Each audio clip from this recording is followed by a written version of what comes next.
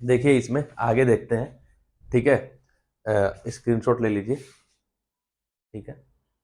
Okay, देखिए जब आपका ब्रिज बैलेंस कंडीशन में रहेगा, bridge is under balance condition, ठीक है, bridge is under balance condition, ठीक है, उस केस में क्या होगा कि ये जो यहाँ पे गैल्वेनोमीटर लगा हुआ है इससे आपको कोई भी करंट फ्लो नहीं होगा, ठीक है।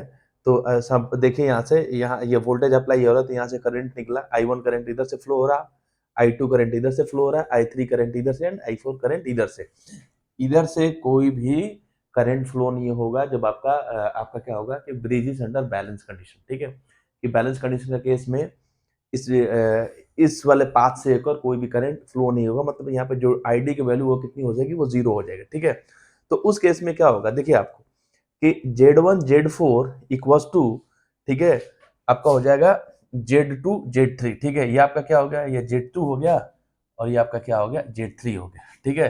तो देखिए यहाँ पे उसे मैंने लिख दिया कि bridge is under balance condition, ठीक है। जब आपका ब्रिज जो है वो बैलेंस कंडीशन में रहेगा उसमें क्या होगा कि Z1 Z4 equals to Z2 Z3, ठीक है। Z1 Z4 equals to Z2 Z3, ठीक है।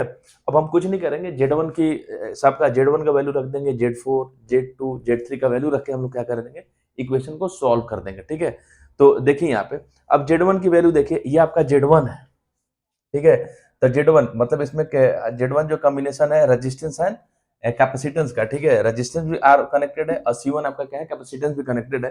तो Z1 की वैल्यू हो जाएगी R1 प्लस कैपेसिटर लगा हुआ है तो उसको लिखेंगे 1/j⍵C1, ठीक है।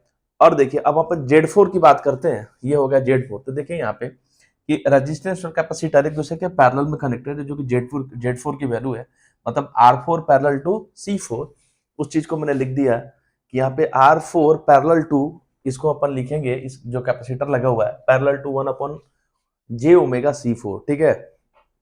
इसके बाद देखिए कि जो आपका Z2 है, Z2 का वैल्यू हो जाएगा 1/j⍵C2 और Z3 की वैल्यू हो जाएगी आपकी R3, वो मैंने लिख दिया, ठीक है। अब कुछ नहीं करेंगे, इस इक्वेशन को सॉल्व करेंगे। तो यहाँ से सिंपल से मैंने यहाँ पे इसको सॉल्व करना अब चालू किया, तो ये आपका हो गया R1 प्लस 1/j⍵C1 या पैरेलल। आपको पता है कि जब दो चीज आपस में पैरेलल है उसको हम लोग सॉल्व कैसे करेंगे, ठीक है, उसको सॉल्व कैसे करते हैं, ठीक है।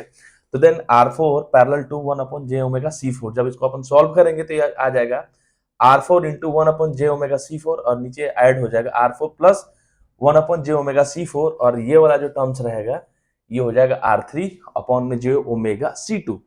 क्लियर है। अब हम लोग क्या करेंगे, एलसीएम लेंगे। एलसीएम लेंगे तो ये आपका क्या होगा कि देखिए यहाँ पे एलसीएम लेंगे तो j⍵C1 R1 से मल्टीप्लाई हो जाएगा +1 और डिवाइडेड बाय क्या हो जाएगा j⍵C1, ठीक है। सेम उसी तरीके से जब अपन इसको सॉल्व करेंगे तो R4 हो जाएगा, ये और ये आपस में जब एलसीएम लेंगे तो कैंसिल हो जाएगा और यहाँ पे जब अपन इसको एलसीएम लेंगे तो ये हो जाएगा j⍵C4 R4 plus 1 equals to R3 j⍵C2, j⍵C2। Clear है, यहां तक तो ये बात आ गई होगी समझ में, ठीक है। अब अपन इसको क्या करेंगे, ठीक है, अब इसको अपन क्या करेंगे, सॉल्व करेंगे, ठीक है। तो देखिए इधर भी j⍵ है, इधर भी j⍵ है, ठीक है। तो ये आपका क्या हो जाएगा, कैंसिल आउट हो जाएगा।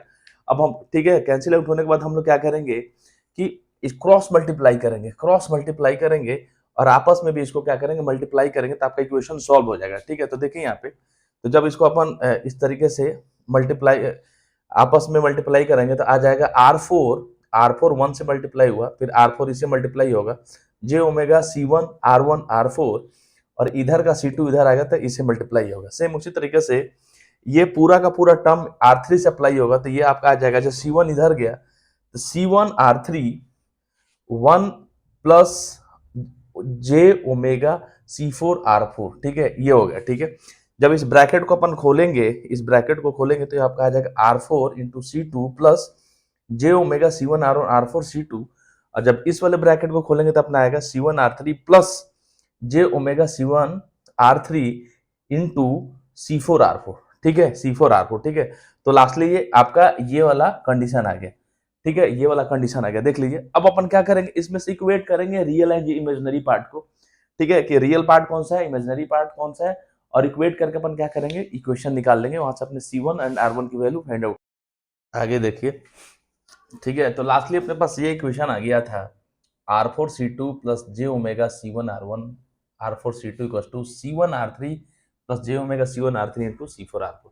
अब अपन क्या करेंगे, इसमें रियल एंड इमेजिनरी पार्ट को आपस में इक्वेट करेंगे, ठीक है। तो देखिए ये आपका क्या है, रियल पार्ट है, ये आपका क्या है, रियल पार्ट है। तो इसको आपस में क्या कर लेंगे, इक्वेट कर लेंगे। तो हमने लिख दिया R4C2 इक्वल टू C1R3। अब अपने को यहाँ पे क्या निकालना है, इस C1 की वैल्यू को निकालनी है। तो C1 इक्वल टू हो जाएगा R4R3 इंटू C2, ठीक है। तो इससे आपका कैपेसिटेंस की वैल्यू निकल गई, ठीक है। यही तो कैपेसिटेंस अपने को निकालना था, उसकी वैल्यू निकल गई। अगर आपको कैपेसिटेंस निकालने के लिए बोला जाए, ठीक है, तो देन यहाँ से शेयरिंग रिलेशन निकाल सकते हैं कि C1 इक्वल टू हो जाएगा R4R3 इंटू C2, ठीक है। यहाँ से आपकी कैपेसिटेंस की निकल। अब अपन इमेजिनरी पार्ट देखें तो देखिए ये आपका क्या है कि इमेजिनरी पार्ट है, ये आपका क्या है, इमेजिनरी पार्ट है। तो लिख दिया मैंने यहाँ पे, ठीक है, इमेजिनरी वाले पार्ट को। तो C1R1 R4C2 equal to C1R3 C4R4, इधर से C1 कैंसिल, R4 कैंसिल, तो क्या बच गया, R1C2 इक्वल टू R3C4। और अपने को यहाँ से R1 की वैल्यू कैलकुलेट हो जाएगी, R1 equal to C4 upon में C2, C4 अपॉन में C2 इंटू R3, ठीक है। तो ये आपकी रेजिस्टेंस की वैल्यू होगी with the help of Schering bridge, ठीक है। तो शेयरिंग ब्रिज की सहायता से हम इस तरीके से आपका कैपेसिटेंस और रेजिस्टेंस की वैल्यू को कैलकुलेट करते हैं, ठीक है। तो देन यहाँ पे आपका जो शेयरिंग ब्रिज है वो फिनिश होता है और एग्जाम्स में आता है। तो इसी तरीके से सॉल्व करना है और इसको क्या करना है कि कोई भी C1 और R1 की वैल्यू को कैलकुलेट कर सकते हैं। Thank you.